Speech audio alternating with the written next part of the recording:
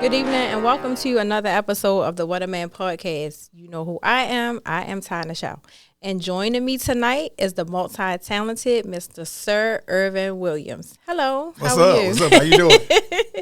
Thank you for joining me on the What a Man podcast. It's a pleasure to have you. I appreciate it. Thank you for having me. So before we get started, just give everyone a brief introduction on who is Mr. Sir Irvin Williams. Sir Irvin Williams is a little black boy from Northside St. Louis. I have to represent St. Louis all the time, 5200 block of Blair and Lytton. If you know anything about St. Louis, it's not an easy place to grow up in. I'm a writer, actor, director, producer, poet, educator, multifaceted person. So that's what I do. Yeah. Okay. So what made you transition from St. Louis to Atlanta? Because you have to be in it to win it. Okay. And unfortunately, sometimes our city don't have it. Like, we have so much talent there, but because we don't get the looks and we don't get the positioning that other cities get, you have to leave our city to go out there and get the acclaim that you want to get. Yeah. And just why do you feel like? Because I feel the same way about my city, and I'm from Baltimore. I love Baltimore. I love it. That means you can fight. Baltimore definitely has talent. We have a lot of talented people from Baltimore. And the thing that gets me is when people do meet me and say, oh, and I be like, oh, I'm from Baltimore, the first thing they say is, oh, The Wire. That's all y'all know us for. That's all.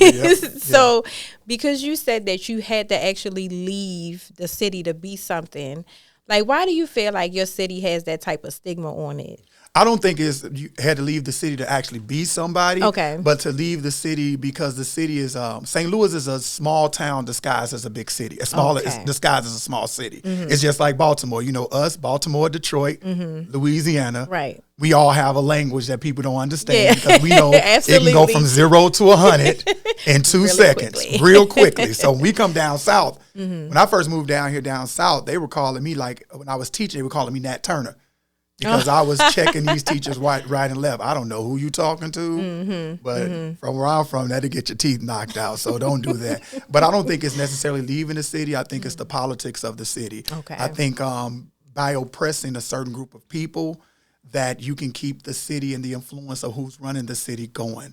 And instead of dumping money into the educational system, instead of dumping money into businesses in the city, we have had a city that's literally been allowed to go dilapidated for about 50 years before I was born. It's been going through this transition of we're going to let the community fail. We're going to pump drugs and alcohol and vacant buildings and lots. And so it's a nugget out there to get. It's 10,000 people attacking that one nugget.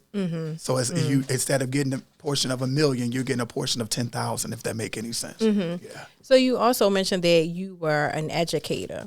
And, of course, we know that things are way different from the time that I went to school, you went to school, and certainly the generation and the children are way different.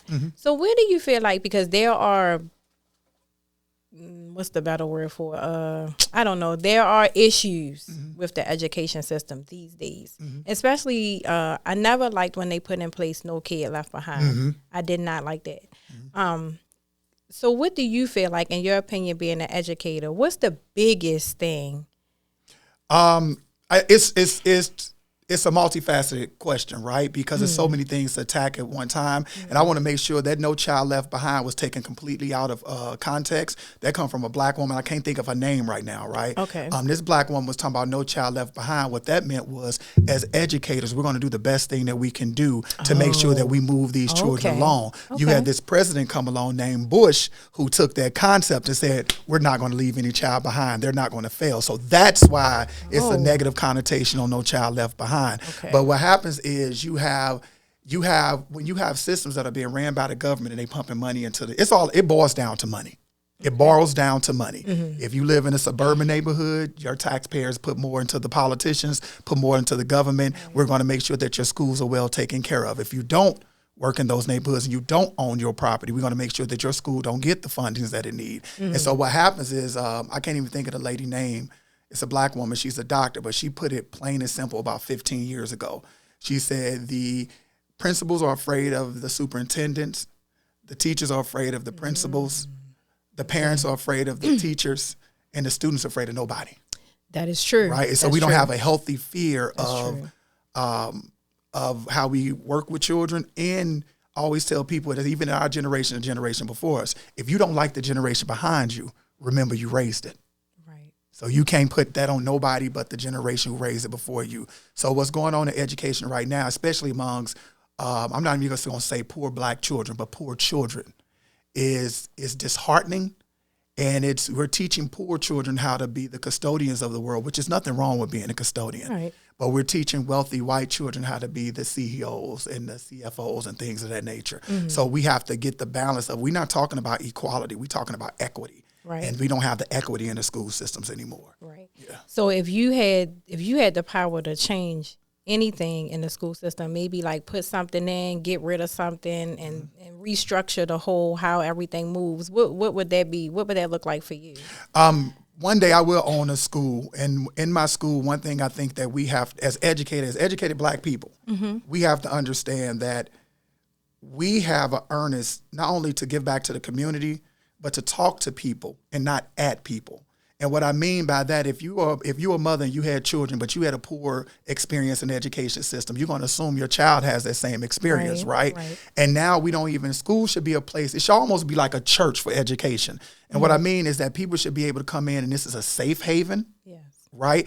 I should be able to come in, no mother or father going to tell their child that I can't read, right? I should be able to come into this building on the weekends and get tutoring. I should be able to come in on the weekend and learn how to create a resume. I should have some job sources there. I should be able to bring my clothes in to wash, those kind of things. I think that's what we're missing as a community, how to educate the child. But once again, if a parent has to choose between surviving and feeding their children, they're going to feed their children every time. Absolutely. So they're going to make sure that their children eat. I think we have to get into the educational system where we're teaching children, but we also have programs that parents know about. And when your parent come here, nobody's saying, Ty, mama can't read. Right. She's going into the building, but we need things to implement into the community. Right. That's interesting. I like that because there's also a lack of programs like I'm about to show my age. When I was in school, it was home ec, stuff that taught life skills as well as, being in school. So I do think that's a good idea. Yeah. So to switch the conversation slightly, all right. You did say that you was a director. So is that of movies, documentaries, or do you do an array of things? I do film, plays. I do an array of things. Yeah, I do all of it. So what have you worked on? Lately, I just finished about 3 projects. One thing that I wrote, directed, and produced about 8 years ago is called it's a web series called It's Complicated. And it's about 4 black men who grew up, who supposed to basically be everything black men is supposed to be. You're educated, you're well-rounded, but what happens is everybody's holding a secret from each other. So the audience knows everything, and you get to see the characters discover it. And so my character plays Nate. I'm a single father going through a divorce. I'm an actor in St. Louis. Everybody from St. Louis know what that means. Meaning I'm poor and I have to still work. And we have one character. He comes from an affluent family. He's like the theater Huxtable of the crew. He has a daddy that's a doctor, mama's a lawyer, raised very affluently, but he started doing some compromising stuff to keep his children in these private schools. You have the one character, Keith, he everything he's supposed to be. He has the money, the wife, the beautiful picket fence, the Mercedes Benz, but he get drunk and black out and jumps on his wife. Oh, wow. And then you have my friend who's like my ace boon coon. He kind of he is everything that I'm not. Like, I don't look like an actor. He looked like an actor. He kind of fell upon acting, going to audition with me one day. Okay. And all this time we've been friends. He's been sleeping with my wife, and you find out that we don't know if my son is actually my son or his. Oh. All of that happens in episode 1. That's interesting. Oh, it's crazy. It's crazy. Where can we find that? That's on YouTube right now, like the first 4 episodes. And then I was going to put it on Tubi, but then COVID and all this stuff happened. Oh. So I have 4 extra episodes that just never came out. Well, what you gonna do with them? I'm tired. Listen, when you're a multifaceted person, you not get tired, but when you take care of yourself, take care of your family, you get tired. Life be life. I understand. Right. But it's coming. Okay, because I'm going to go look that up when I get home. You'll see me 300 pounds. I was like 287 during that time. Okay. Yeah. So I saw something on your Instagram, and I'm sorry if I say it wrong. I'm trying to remember, but I don't. Was it from bro to bruh or? Brother to brother. Okay, brother, so brother. What was that? So during COVID, I was speaking with some of my friends, and I had saw a news flash about black men, and come to find out black men were committing suicide at 4 times the rate than anybody else in the country during this time. And I said, something's going on there. And what I realized is that black men don't necessarily have safe havens where we can just speak about us without any judgment, without anybody have to put their title out there, without anybody having to change the subject. If the subject on the table is black men and depression, we're talking about black men and depression. So my friends and I, we got together, we put this group together to do it via Zoom.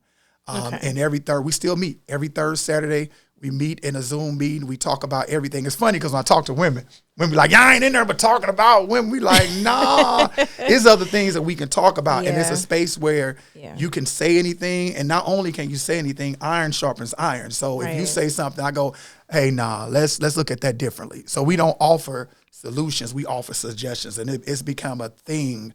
And people there faithfully. I can have 10 people in the group one day, have 60 people the next day. But I make sure that I promise myself and God that I will be in that space for people to come and have a space to come to every third Saturday, no matter what. And I appreciate that because I don't know if a lot of people know, but the reason why I created this for men only is because people, all the guests always ask me, but I don't know if I ever said it out loud, that I created this for y'all because every time I turn on a podcast, I always got to hear about how men ain't shit. They don't take care of their kids. They don't got no money. So I created this to be that safe space. We appreciate that. For men as well. And I haven't lately, but my past guest, and it's one that I'll never forget, he talked about suicide and his depression, and he was in an abusive relationship. So this is the stuff, like you said, that men don't get to talk about without judgment. So this is why this is just for y'all, because people need to know that there is another side of men besides they don't have no money and all this kind of stuff. And I think, and I appreciate you. First of all, I appreciate you even having this kind of podcast. Like, real talk, we don't understand how powerful that is. I don't care if 10 people watch or 1 million people watch. You don't understand how powerful that is for a black woman to say, hey, this is a space for you, right?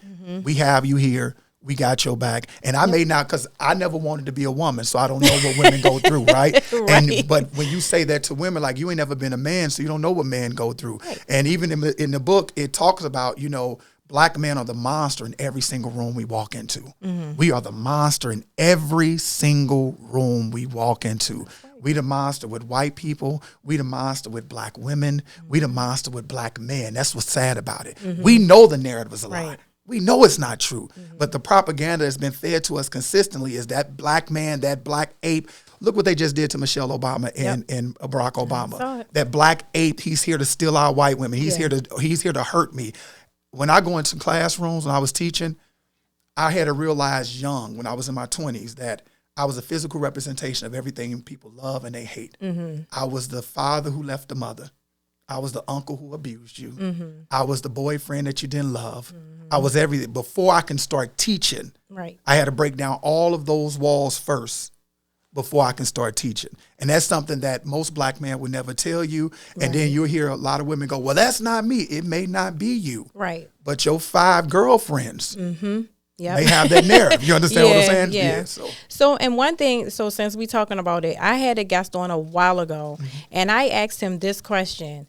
And because your insight is so, I love it.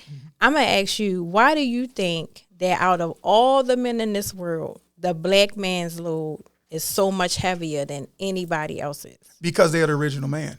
It is what it is. Like, you cannot negate facts.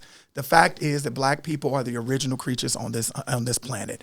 No ifs and buts about it. So it's almost like, you have I can't even think of the name of the syndrome, but it's like other cultures have that.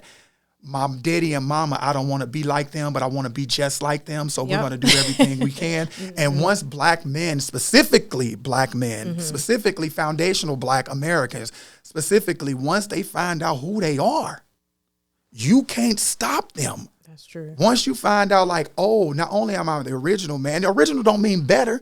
It just means original. That means everything that God created, he put it in you first. And so when people walk around, if you realize that you were taught to hate the God in yourself but love the devil in somebody else, once you realize that and you wake up to it and you go, oh, the stuff that I've been taught is not true. The stuff that's been told to me, the stuff that's been done to me is not true. I can't take their hate and make it my own. Right. So that's why black men have been targeted since the beginning of time, and especially around when slavery got implemented, but really moving back into the post slavery era where propaganda became a thing, where media became a thing.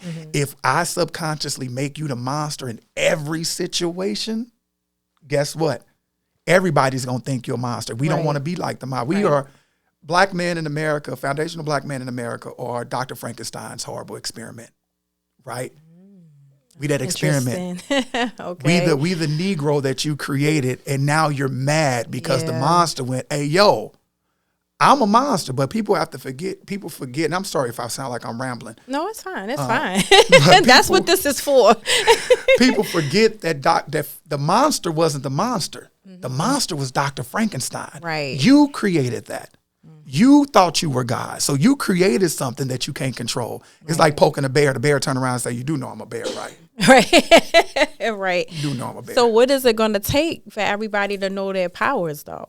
I think people are slowly waking up. I honestly do. I think, I know in some of the circles I'm in, I always tell people this, particularly women, that I don't know those men that you speak of. I know they exist, right? But I don't know them. They're not in my circle of men. I don't consider them men. Now, there's not one friend or brother that I have that don't take care of their kids. Not one. I don't know them, because first thing, if we doing stuff with kids, first thing I'm gonna say is where your kids, right? Right. So I don't know them, man. I know they exist, but I think people are slowly waking up, and it's not if you wake up, it's when you wake up. Yeah. But you have to do the work. You have to go, this is where I messed up at. Like, you don't have to tell me what's wrong with me. I know what's wrong with me. I give you 3,000 things on the list that's wrong with me. But I have to acknowledge what's some things that I need to work on. Right. But at the same time, while you acknowledging that, you got to also understand that you can't fix nobody in the room but yourself. Absolutely. Yeah. Yep. So you have a book. It's called Mr. Duplicity. So what is this about? So this is a book this book is 15 years in the making. Wow. Right? Okay. Because I'm a poet as well as a storyteller. So this book is poetry intertwined with like some stories of me growing up on the north side of St. Louis. Okay. And the thing, Mr. Duplicity, people will ask me, like, why would you name your book Duplicity? Because duplicity means like a fraud, a fake, a phony, right? And Paul Laurence Dunbar has a poem called We Wear the Mask. And the first line, it says, we wear the mask that grins and lies, as high as our cheeks and shades our eyes. Remember that. Is debt we pay to human guile, with torn and bleeding hearts we smile, right? That is the concept that black people have to put a mask on everywhere we go, right? We have to be something different for our wife than we are for our husband. We have to be something different for our supervisor than we are for our friends. And what happens with black men, they get lost in this identity, right? Because what happens with us, we put the mask on and we the provider, we the protector, we the positive black man in the community. But soon as we take that mask off and we show you the real you, you don't like that. Right. You don't love that. And not only, that's not just with our relationships with our family, that's society, period. Right. So as long as we wearing the mask, as long as we can do for you, long as we are making money for you, we're fine. But once you take that mask off and like, I ain't doing it no more, now you're a problem. Right. Now you're the enemy. Yeah. Well, that's interesting. So what was the time span? Like, you said it was 15 years, but why was it like so long? Because I was writing, directing, producing other things, but at the same time, I am an organic writer. Like, there's nothing in here that has AI name on it, right? Okay. And a lot of people, because I am a writer and because I'm a certified English teacher, I wanted to make sure my things were correct. But I want to say this because if somebody's listening to this and it's on my heart to say, last year I had two good friends pass away. Both were poets, both were writers. One was my mentee, Adrian Kelly. The other was my boy called Tony Picasso. And they both died relatively young. One was 36, one was 34. And with Adrian's death, because he does everything I am, he was a multifaceted human. He was a writer, director, producer like myself. When he died at 34, he was like my mentee. It switched something in me. So the mantra for this year going forward, that's for you and for everybody in the room and everybody's listening, is don't let perfect get in the way of done. We sitting here waiting for things. They got to be the right time and the right podcast and the right book. And don't let perfect get away with done, because Adrian Kelly passed away with all of these stories and all of these novels and all of these poems inside of him that the world will never get because he's gone. So whatever God has put into you, whomever you believe in, whatever that gift is, make sure you expose it to the world, because that's what you came here to do. And let the chips fall where they may. Yeah. You did what you were supposed to do. Yeah. So, hold on, I gotta get myself I'm sorry. Because that was, yeah. So I wanted to go back just a second to the mental health conversation. And like I said, this was always that space that I created for no judgment. But I just also wanted you just briefly, like, to give some of the men, regardless of the color, but what would be some advice that you would have for the men that's dealing with depression or sadness or any of these things, anxieties or whatever, that they can do, and, you know, or places that they could go and feel like that they're not being judged or shamed or whatever, because it is what it is. Everybody needs to have good mental health to survive. I don't care who you are. But for some reason, and one thing that I did see is that men commit suicide more than women. Facts. That's facts. So what would be some suggestions that you may have for men that have any of these feelings?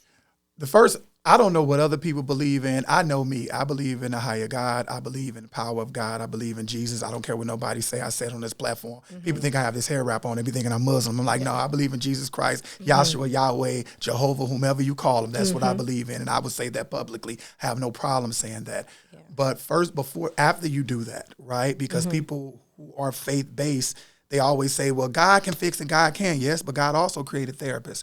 God also created physicians. Just like you go see somebody when you have something going on with your heart, sometimes there are things that's going on with you that's chemically unbalanced. And unfortunately, because if you grew up like I grew up, you grew up in chaos. Yeah. Right? You know that old quote. Can I curse on that? Sure. I don't know. You know that old quote that if you sit in shit too long, you stop smelling it. Right. Sometimes you've been sitting in it so long, you don't even realize it's not normal. That's not normal to think that way. That's nothing. And I would tell people, first thing you have to acknowledge that it's something inside of me that's not wrong, but it's different. And I might want to go talk to somebody about that. And also being able to have a discerning spirit of picking people that you want in your circle. Sometimes you get friends that amplify your bull. Guess why? True. Because chaos loves chaos. My grandmother, Zadie Calvin, used to say, beware of people who cannot function unless they're in chaos. She said, because they will find, when they find themselves in peace, they will create chaos simply so they can function. Peace is foreign to a lot of people. It is. Especially people who raise us. Right. That baby boomer generation. Right. That's foreign to them. Right. So, yeah. And I would say I would have to agree with that because in one of my episodes, I did interview my son. And I saw that. Yeah, thank you. I hope you enjoyed it. That was beautiful. He really had me when he said, you know, told the men to start expressing yourself. And, you know, I had to tell him the story about my grandfather. And that's another thing, because I know that the older generation, they don't believe in, well, I'm going to cry and stuff like that. Because I've never seen my grandfather cry. I never saw it. And it was when my grandmother passed away. So rightfully so, because that was his wife for years. But the thing that got to me was, because I love my grandfather so much, God rest his soul, because he passed away as well. I didn't know if I could hug him or not, because I didn't know if he was going to be pissed off with me, because I realized that he had feelings. Yeah. And that's, to me, that's scary. Yeah. You know what I mean? And then when my father passed away, he didn't cry, but he cursed everybody out in the house. Yeah. And everybody's pissed, and they're like, oh, and I'm like, no. This is him grieving. Yeah, he's really upset. Yeah. And y'all are taking it the wrong way. But I'm just like, wow, like, this is your son. You know, because I know something happened to my son. Yeah. I would be no more good. So I'm just like, why isn't he crying? Like, I know you care, but why can't you just, when you think about it like this, right? When did he have the time to? When did he have the time to say, let me think about myself? That's a lot of men. See, when you walk in the room, say if we went on a date or something, you walk in the room and you see your girlfriend, you're like, hey, girl, what's going on, blah, blah, blah. My mind is going, okay, the exit door is here. I have to make sure that this dude looks sketchy here. So I'm always in protect mode because I have to protect, I have to cover what I came in this door with, right? That's something that men of that generation, I didn't have time to cry. When was I going to cry? When I was working 12 hours a day? When I was trying to feed these kids, when I was fighting Jim Crow laws, when I was going to the back of the restaurant to eat, when I was made less than a human, right? Only safe space I had probably was in my home when my wife made me feel like a man, because every time I walked out that door, I was not. I was everything but. And once again, we grew up in communities where crying and showing your feelings can cost you your life. Being I was a black boy on North Side St. Louis, born with joy. And God let me make it to my adulthood with that. You know how many men did not? Yeah. You get what I'm saying? Joy in a black boy can get you killed. Joy in a black boy. What, you soft? What's wrong with you? Talking back? What you mean? Yeah. They can get you killed. So when do I have the time to express these emotions between paying bills, protecting my family? I'm not saying it's right or wrong. They just grew up in a different time. We have a privilege. We have a privilege in 2026 to say, hey, what you did that hurt my feelings, don't do that. Nobody had a privilege to tell their supervisor, hey, you know, the way you talk to me is making me, right. Who gonna say that in 1962? You ain't gonna have no job. So you had a grin embarrassed. So I always tell people, when I hear them say, I am not my ancestors, first of all, you're an extension of your ancestors. And you're right, you're not your ancestors, because you could have never have been that strong enough to endure something that you knew you were never going to benefit from, but your children and grandchildren one day will. You'll never be that strong. So stop comparing yourself. You're right. So for the teenagers, not just the grown men, but for the teenagers that's coming up, because they're kind of coming up in the same little, oh, I'm tough. And, you know, and like you said, if they appear to be too happy, then they're labeled as soft and things like that. And I know I keep going back to previous guests. I had another mentor on, and he was saying how it's the mothers that don't let the grown boys be kids. They want them to be not their men, so to speak, but like man of the house. Yeah. And because of that, they feel like they have to act a certain way because they're a man of the house, because for whatever reason, that dad's not there or whatever. So would you agree with that? I would. It's a 50-50 because I was the man of the house. I was told that from the age of 5, 6, and 7. And what happens is, and I'm speaking for black mothers because that's only that I know. Right. What happens is you told you the man of the house, then you start acting like the man of the house, and it's a problem.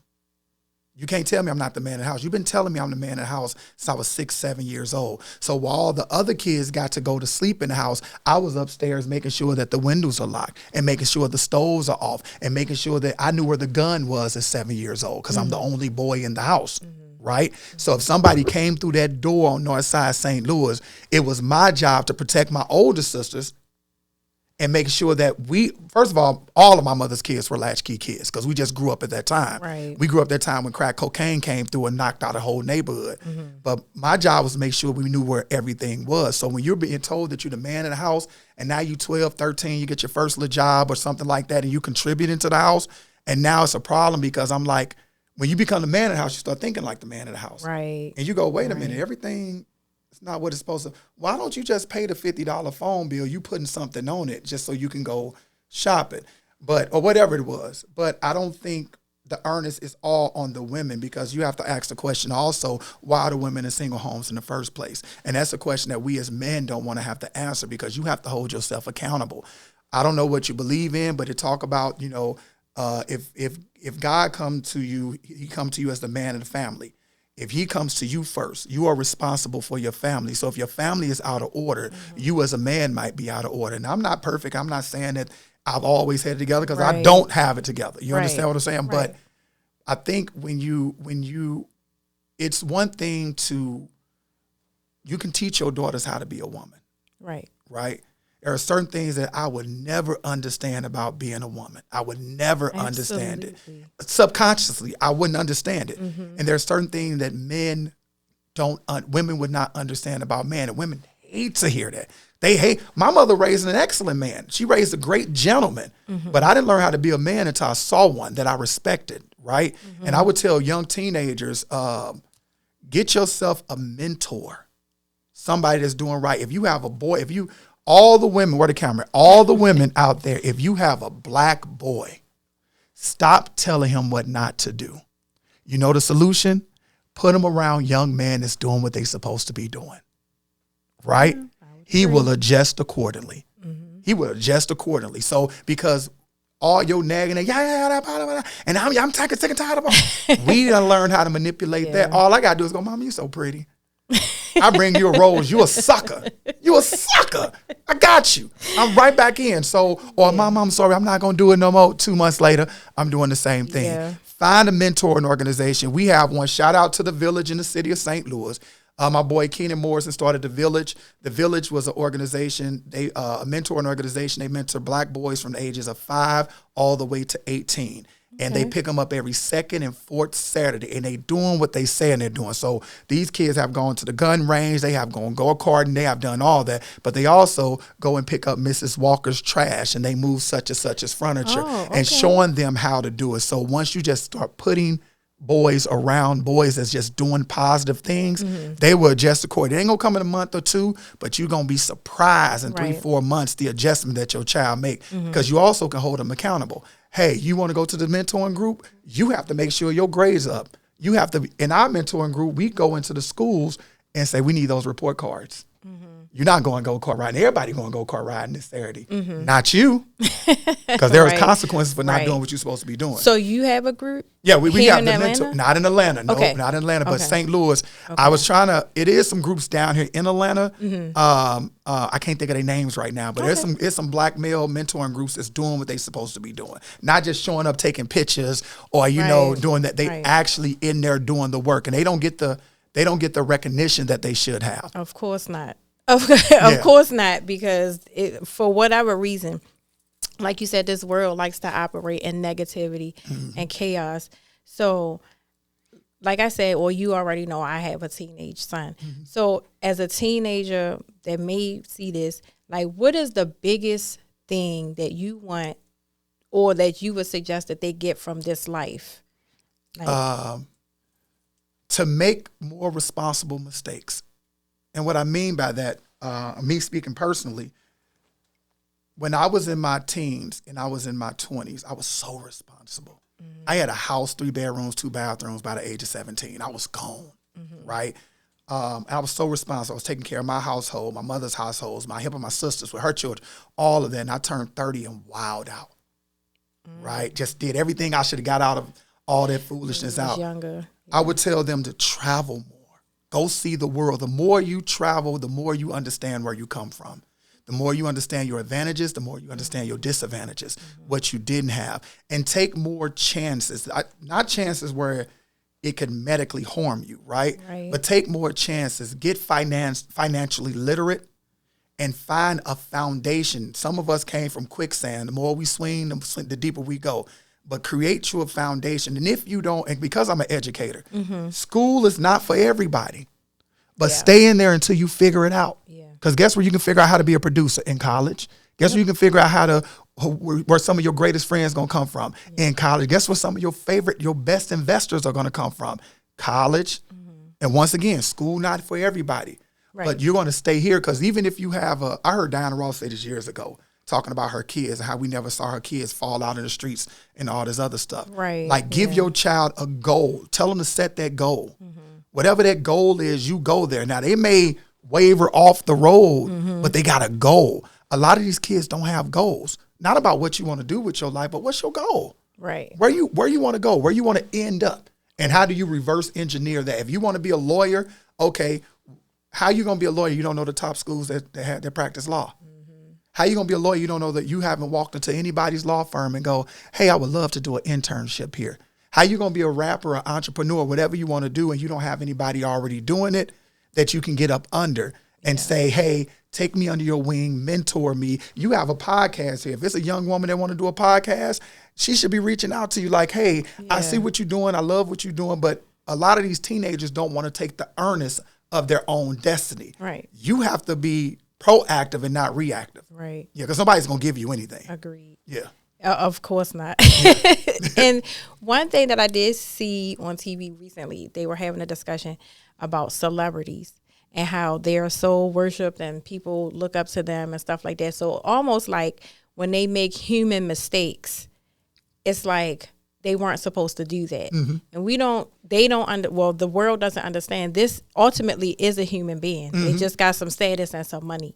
So do you feel like it's right to hold celebrities to a certain standard because they are a celebrity? I don't think you should hold anybody to a certain standard. I think you should have expectations, especially people that's close to you. Right. But I don't expect celebrities who can't save themselves to save me. That's just my point of view from it, right? I just don't I'm not gonna put all of when I was coming up, and we sound old back in my day, but when I was coming up, I didn't have celebrity idols or anything like that. I like people like Martin Luther King and Marcus Garvey and Frederick Douglass. Those are the people I found myself in history. But what we have done, we have idolized money more than we've idolized spirits. We have idolized money more than we idolize soul because you have it and I never had it. How do you get it? So, of course, LeBron James know what he's talking about. He's worth $400 million. How can I get that? You only make $60,000 a year. What you talking about? So we have to first take the importance off of material things, number one. And number two, we do need to hold some of these celebrities accountable for the foolishness that you are giving to our children. Once again, propaganda. You may not want to be a role model, but you put yourself into fame. You knew what come with that.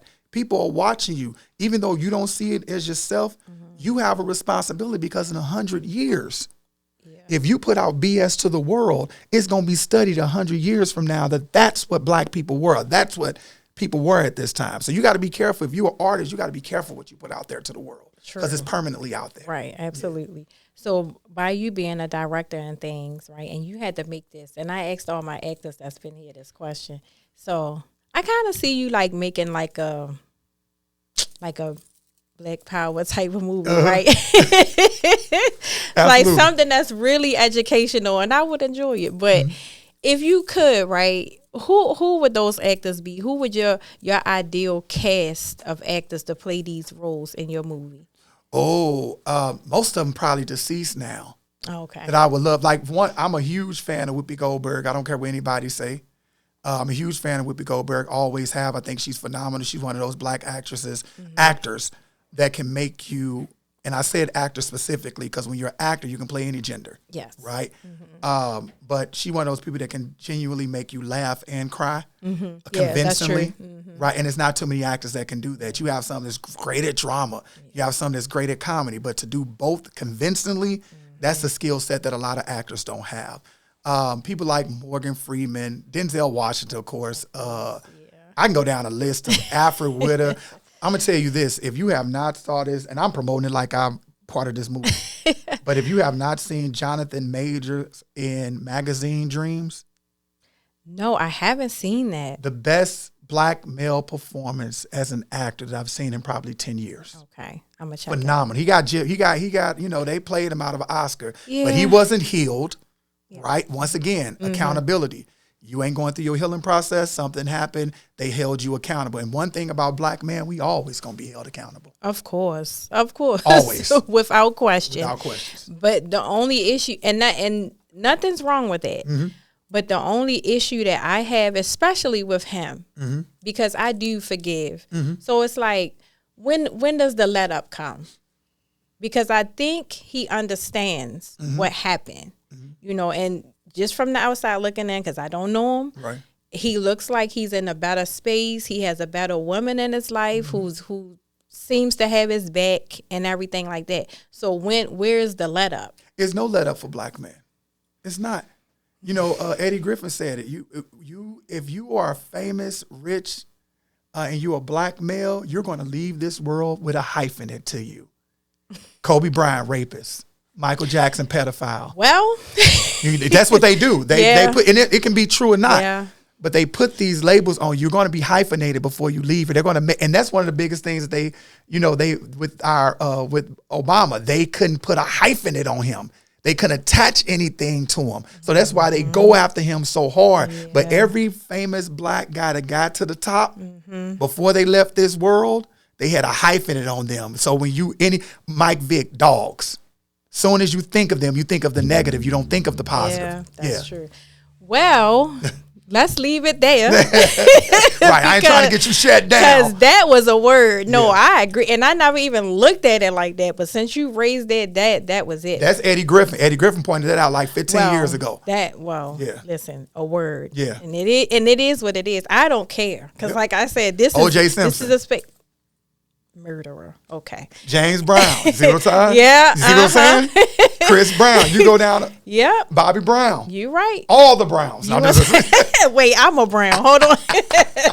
I'm just messing with you. So anyway, I really, really, really from the bottom of my heart want to thank you. Thank you. Because this was a conversation that I thoroughly enjoyed. I appreciate that. I really did enjoy this. So if you to leave us with any words of encouragement or affirmation or anything, what would you tell people that's trying to start a business or just want to go to school or anything that you got to tell somebody to live life?